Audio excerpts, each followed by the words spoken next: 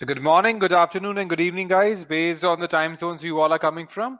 So guys, before we start with the session, can you all please give me a quick confirmation if you all can see my screen and hear me loud and clear as well? Perfect. Thank you so much for the confirmation, everyone. So before we get started, guys, let me give you a small introduction about myself. So my name is Neeraj Kheria, and I have been working in this IT industry for more than 10 years now. So now let's get started. So the main agenda for today's session here would be we'll be discussing on AWS storage services. We'll see how what exactly is the what exactly storage service is offered by AWS. What is Amazon S3? What do we mean by buckets and objects? How we can take care of versioning and cross-region replication in S3. How we can take care of transfer acceleration, and then we'll see the S3 demo and its multiple use cases as a part of our hands-on. All right. First of all, let's get started on understanding the storage services offered by AWS, right? So AWS offers multiple storage services. Now, first of all, we have Elastic Block Storage, then we have File Storage, then we have Glacier, right? So here we have multiple storage services, and then we have Storage Gateway, and then we have S3. Here we have Storage Gateway, and then we have S3, right? Now, when we talk about block storage, now let's understand these one by one. If we talk about block storage, and block storage is basically useful for storing of multiple files as a block, right?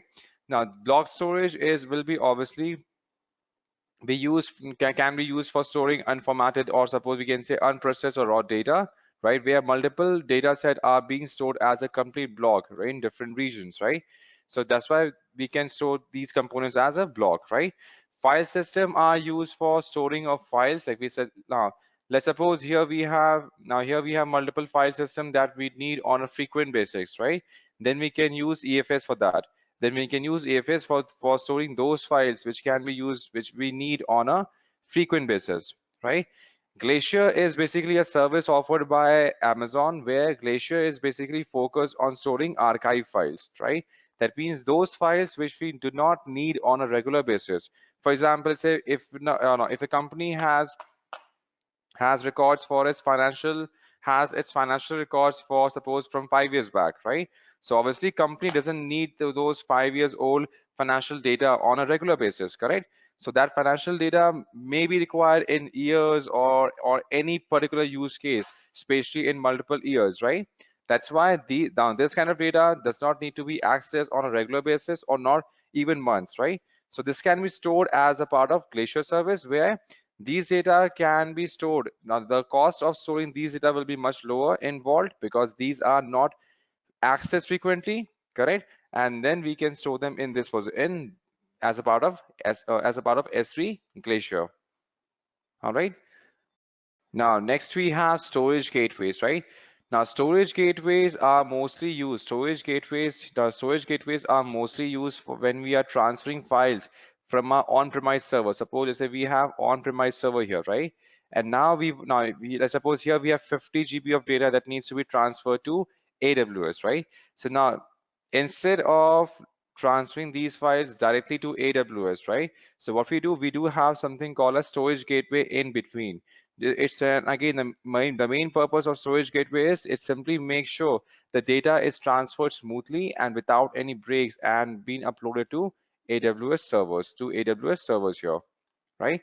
And again here it contains multiple protocols, like we had TCP, we have multiple switches and gates present here, so that it makes sure that the data is transferred smoothly from on-premise to AWS as a part of storage gateway. All right. And S3 is a part of the object storage that we have seen earlier, correct? Object storage is a part of the S3 is a part of the object storage, where we can store multiple files as a part of S3 storage that we'll be exploring step by step. All right, so now let's proceed further. Now let's understand what exactly is Amazon S3. What do we mean by Amazon S3 here, right? So S3 has a simple interface that we can use to store and retrieve files of any size at any time from anywhere, right?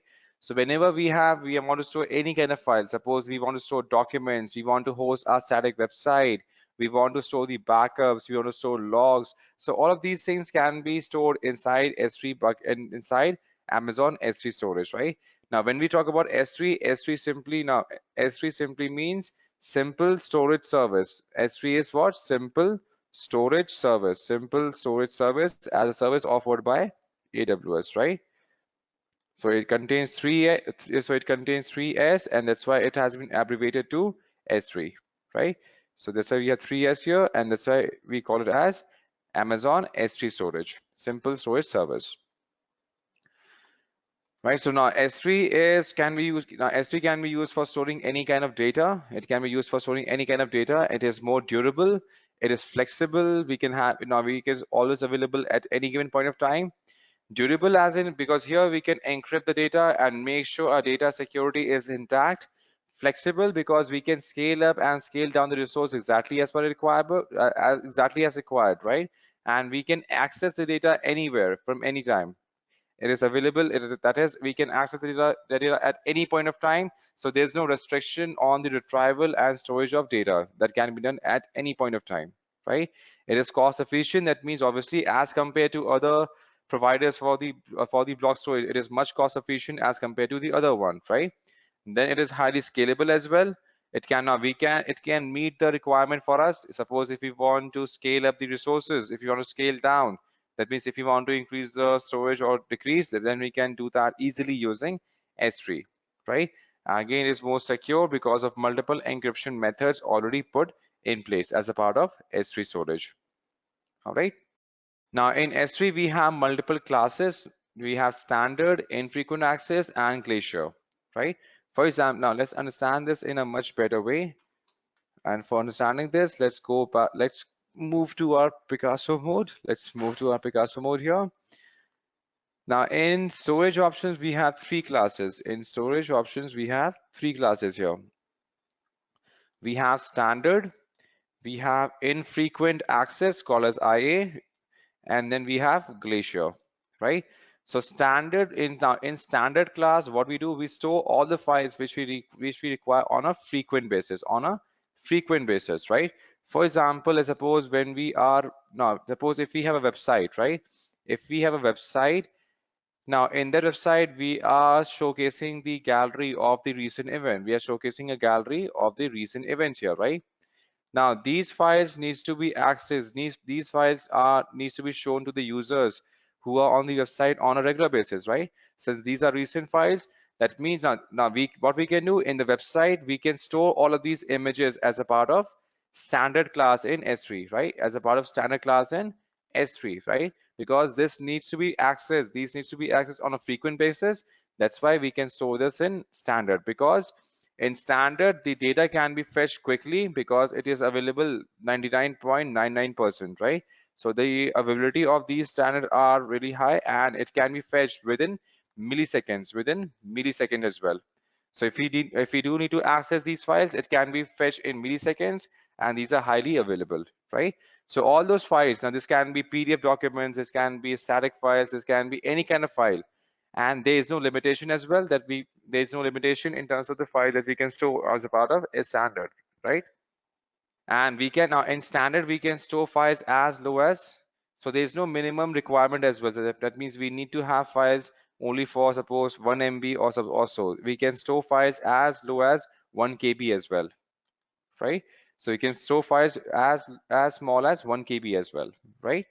And all those frequent files that we need on a regular basis, that can be stored as a part of standard class. All right. Now next is we have infrequent access. Right? So in infrequent access, what we do, we simply store those kind of files which we do not need frequently, but if we need frequently, then it can be fetched quickly, right? For example, suppose here we are storing let's take the same example for gallery, right? Now this gallery is for 2019. So obviously this will be required to be fetched more frequently than any other classes, right? And here, suppose here we have a gallery for 2018 or 2018 or 17, right? Or 17 here. Now again, we have the images here stored, correct? Now these images are not that much in use, or they're not requested as high as 2019, correct? So what we can do, we can store these as a part of infrequent access, so that this can be stored in a separate class for infrequent access, right? Now this will not be, not the availability of these images will be 99.9%, right? Not 99, but 9%, right?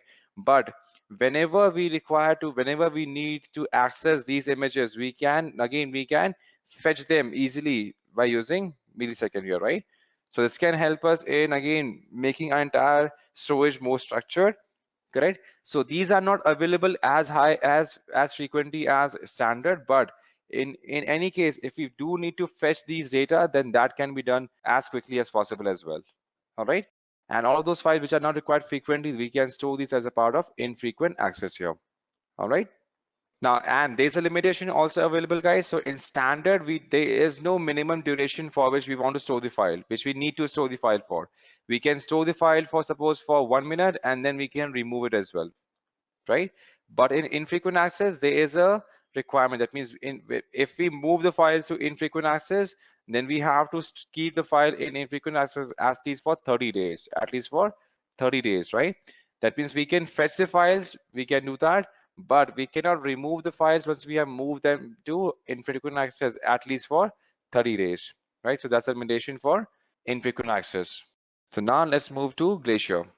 Now in Glacier, let's say if we go back to Glacier here. Now, in Glacier, we can now, let's suppose here we have some files. Let's suppose if we have the files, now we may have seen this also in our practical example. Now, if we want to download our entire historical data from Facebook, right? If we want to download our entire history on Google, right? Like from Google itself, right? Then when if we request the access of for downloading entire historical data, it simply says us, okay, we are preparing your entire historical data and it will be available within next few hours, right? So now what happens? Now, since these data are not required on a regular basis, so what we can do, we can store this as a part of Glacier, as a part of Glacier service, right? Where we do not need to fetch these data on a regular basis, correct? And that's why if now we can store this as a part of Glacier, right? So that now when we move something to Glacier, obviously here we can store files on a bigger volume, but the access will be much lower. For example, if we want to fetch something from Glacier, we have to wait at least for 4 hours. For 4 hours is a normal waiting period for fetching the files from Glacier back to our own storage, right? And there's a minimum duration for 90 days. That means if we move any files for Glacier service, then we have to store them at least for 90 days, right? And again, although we can increase the speed of fetching the data, but again, we have to pay for that particular fetch, right? We have to pay extra for increasing the speed of fetching process, right? And here again, we cannot store the files lower than in a standard. We had seen we can store files as low as small as 1 KB, correct? But again, there we have storage. We have limitations on the file storage as well, right? And here there are additional fees for every retrieval here. For example, here we have to pay fees per GB of retrieval, right? Suppose, let's say we are retrieving data for suppose 5 GB, right? Then there's a price attached to per GB of data that we can retrieve from Glacier and as well as from infrequent access. All right. All right, so now let's remove our kindergarten drawing here. It looks like a kindergarten kid had drawn something. So now let's remove this and let's get right back. And as we have seen here, now the durability, each and every service is highly durable, but in terms of availability, here it is available 99.99% of time. Here it is the infrequent access is available 99.9% of time, and Glacier is not available because here we have to manually request the retrieval of data. That's why it is not available, right? Now here there is no limit on the, now in standard there is no limit on the minimum amount of size of file that we can have. In infrequent access, we need to have files as at least for 128 KB, right? And there's no limit for Glacier as well.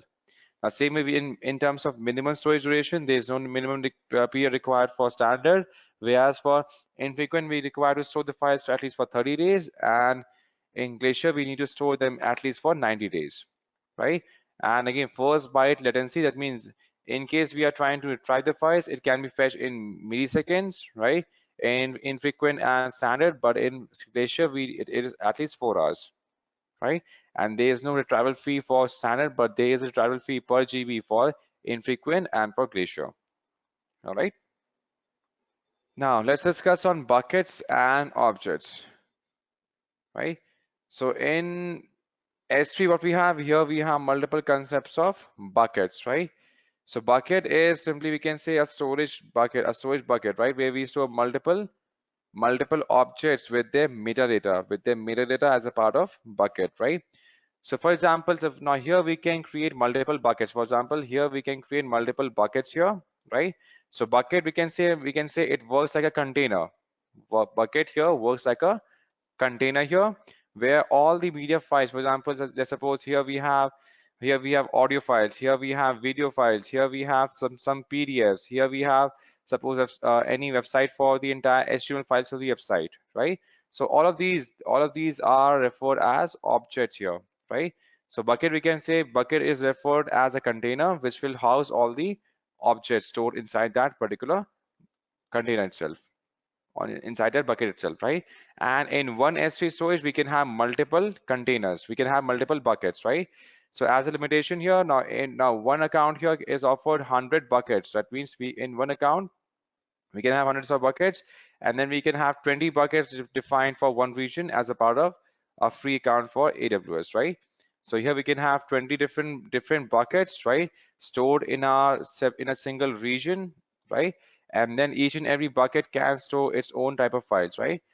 Suppose, and here we can keep on storing multiple files exactly as per our requirement as a part of the bucket here, right? And each and every object also have its own metadata.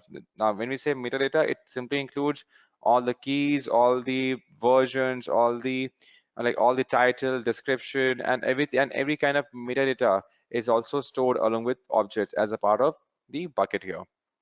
All right. So bucket here is unlimited, and again, when we are storing any kind of files, it cannot be greater than 5 TB, as we have seen here. So we cannot, that means we can have multiple buckets with unlimited size, right? And again, this object that we are storing here, for example, is suppose here we have a media file, right? Here we have a media file, or suppose if we are storing a backup here, right? Then the backup size cannot exceed 5 TB in total, right? So a single object cannot be greater than 5 TB in total as a part of S3, 5 TB here. So in AWS, we have 100, now we can have a total of 100 buckets, whereas in one region, we can have 20 buckets, right? So suppose in one region we have 20 buckets, in another region we have 5 buckets, suppose in another region in third region we have 8 buckets, right? So we can distribute them, but in total it will not be greater than 100 buckets in total.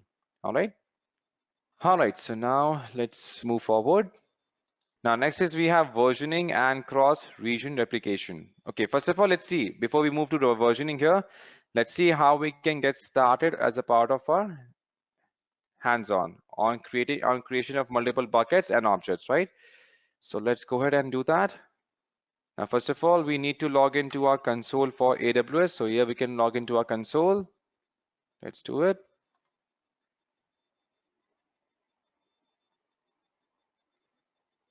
Now for logging into console, we can simply type in login console.aws.com.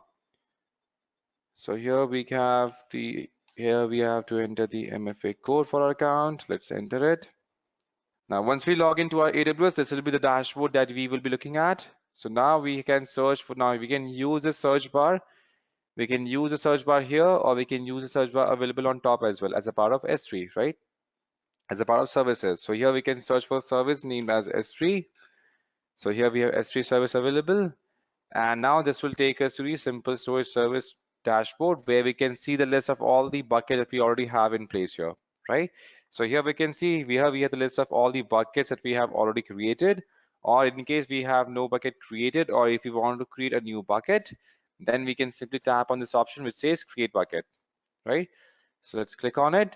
Now, once you click on create bucket, here we have to define the bucket name, right? Suppose we want to call this bucket as Edureka and sept. Okay, we cannot start the bucket name with any uppercases, right? So here we have Edureka September. So you can write the name as Edureka September. Now we have to choose a region in which we are deploying the bucket on, right? Now region selection is really important. Why? Because let's see. Suppose we have a user sitting in US, right? Suppose a user is sitting in US, and here we have users sitting in, suppose users who are based in UK, and then we have users who are based in, suppose in India, and then we have users who are based in, suppose in Australia, in AU, right? Now suppose if we deploy any bucket in US, right? If we have deployed any S3 bucket in US, then again it will be much easier for the US audience to access the data using this bucket than accessing the data in the bucket deployed in UK region, right? So again, if we have deployed a bucket in UK region, suppose not it now US audience can be now they will be able to access the data stored in the bucket deployed in UK region, but the rate and the latency will be much higher, right? That means the time duration in which they need to the time that they need to access the data, to store the data or to fetch the data will be much higher, correct? And that will slow down the performance, correct? And that's why it will be much better if they access the data stored in the own region itself, right? Same for Australia, same for India as well, right? So although they can be accessed to multiple regions, we can do that. That means US can also access the data, the bucket for Australia. US can also access the bucket for India, but the performance will be much lower as compared to accessing data in their own region altogether, right? So we have to make sure that we create the bucket in that region which is closest to our users so that they can have a better performance. All right. So now let's assume on our hands-on creation of a bucket. So first of all, we have to go to the S3 service in our AWS console. Then here we can click on create bucket, and now we have to define the bucket name, and then we have to choose a region in which we are trying to deploy the bucket in, right? For example, suppose we are now here we can decide here we can choose between any of the regions. We can choose from Mumbai, Ireland, London. So in terms of regions, then we have 21 regions deployed globally by AWS in which we can choose from, right? For example, suppose we want to deploy this bucket in Mumbai region, we can choose Mumbai. Next, we can click on next here.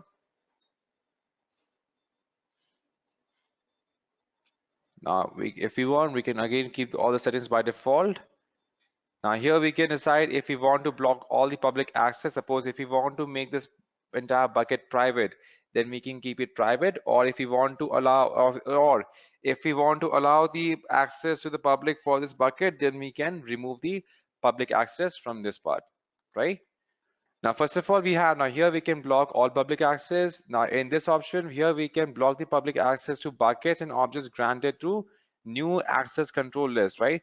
Now here in AWS, we have a concept of ACL, right? So here we can define multiple ACLs. And again, if you don't want this to be accessed through new ACLs, now we already may have defined multiple ACLs before, but again, in terms of new ACLs, we don't want to give the access to, then we can uncheck, then we can check this option, right?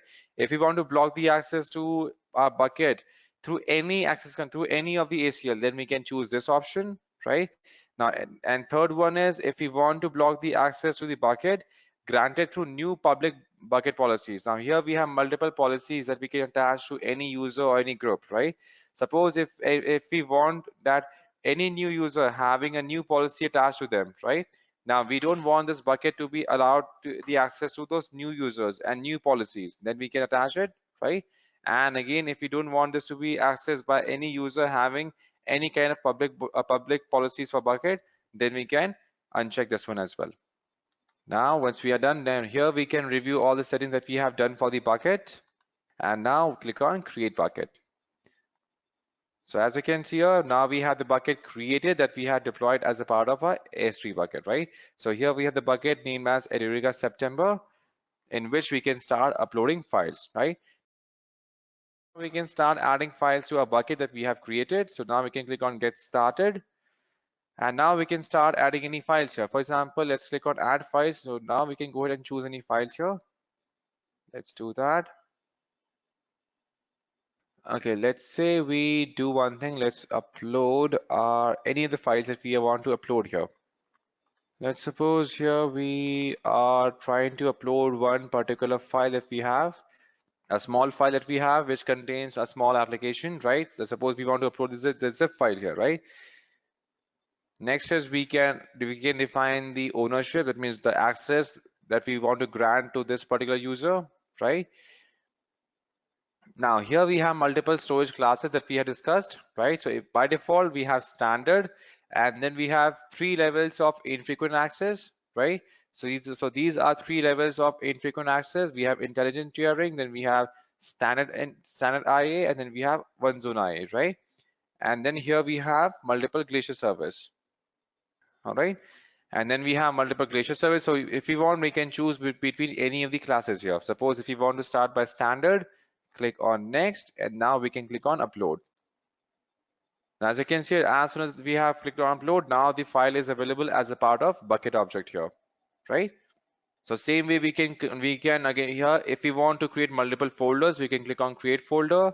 Suppose we want to name this folder as images, right? We can create images. Click on save. Now we have folder for images, and now if we want to start adding images here, we can do that easily. So again, we can click on upload. We can click on add files, and now we can choose the images that we want to download here, right? Or or images that we need to upload here. Okay, let's do one thing. Let's upload some pictures. Just a moment. Let's suppose here we have selected these 3 sample images here. We can click on next. And now we can choose the classes here, correct, as standard, and now we can click on upload, right? So now what we have, now we have these 3 images available that we can all now, and if we now as we had discussed, the object that is getting stored here, they all have their own complete metadata as well, right? So if we click on any of these objects that we have selected, here we can find all the metadata. That means the current size, keys, the versions, the storage class, all of these things are already attached to the object that we have currently uploaded, right? And now if we want to share this part here, again, what we can do, we can simply make it public, right? And now we have the link available, so that now we can share this link with anyone, and they'll be having the access to the image that we have currently uploaded, as you can see here, right? So now we can simply share this link with anyone, and now they can have the access to the file that we have shared with them. All right. Now let's do one thing. Let's say we upload the files for a sample website that we had as a sample dummy website, right? So let's do it. And for example, let's say we go back to our desktop. Now let's say we have a static website here, right? Suppose we have a static website, a static page for edureka.html, and we have navigation.png as well, and then we have multiple CSS folder for it as well. Now we can click on open, click on next, and now let's add this in the same standard class as a part of the bucket. Let's click on upload. So now as you can see here we have the standard HTML file with Edureka with navigation.png also available, right? Now let's do one thing. Let's make some changes in this HTML file. Let's do that.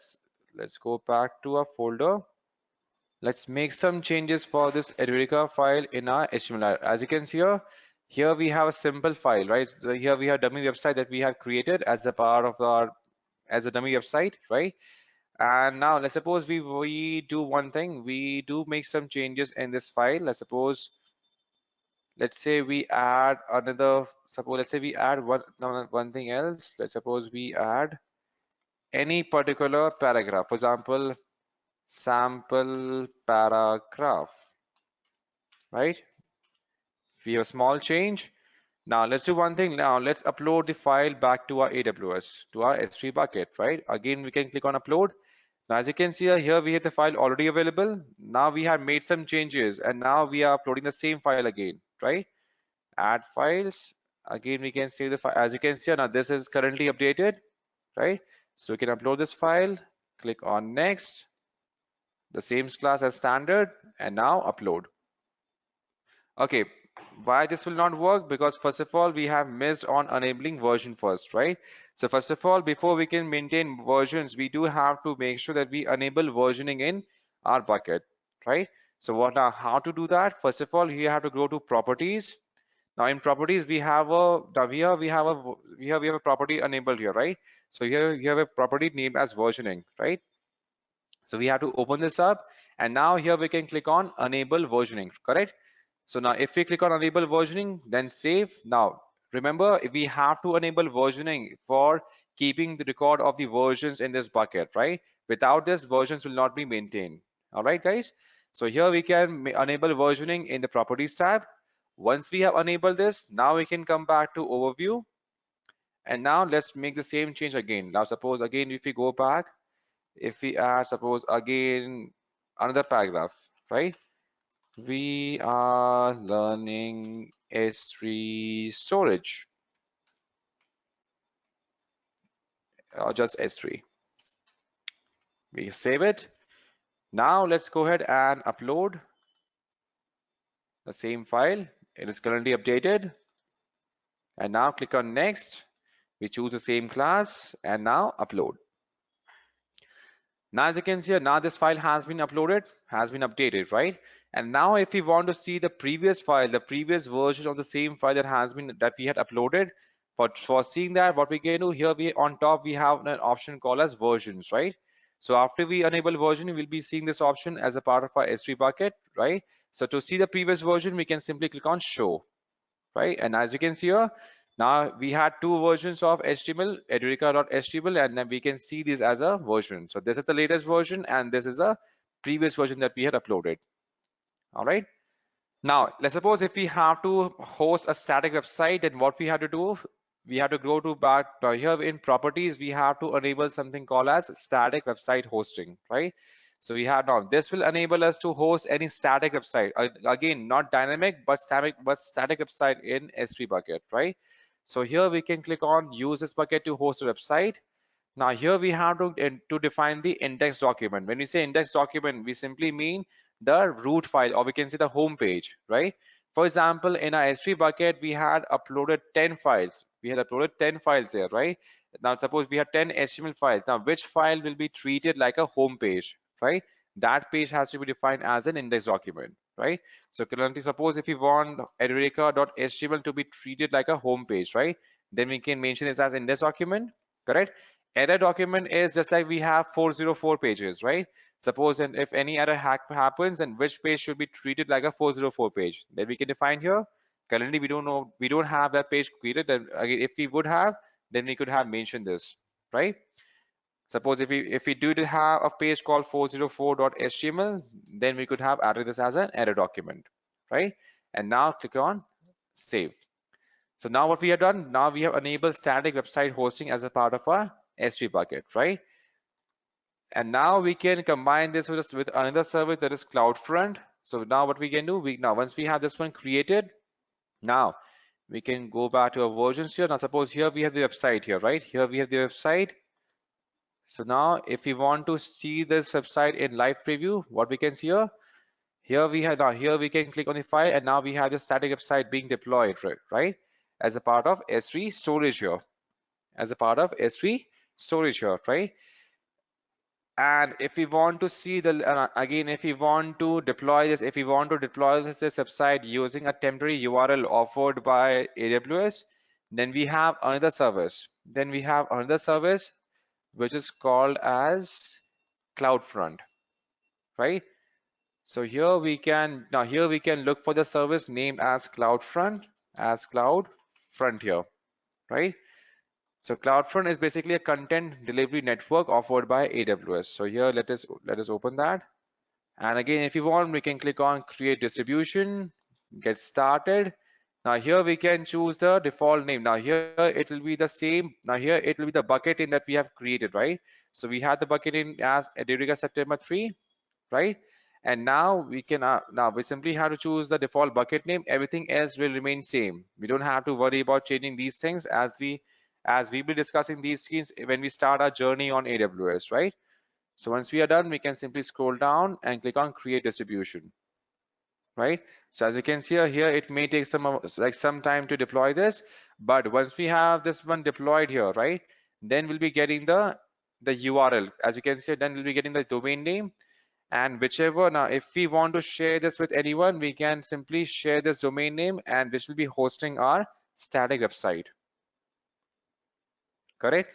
So currently this is currently being deployed. That's why it is not visible. But again, once we deploy this, this will be our static website, and this will be opening up the same HTML page that we have defined as a static page for our website. All right. Thank you so much. Have a great day ahead. Take care. Bye bye.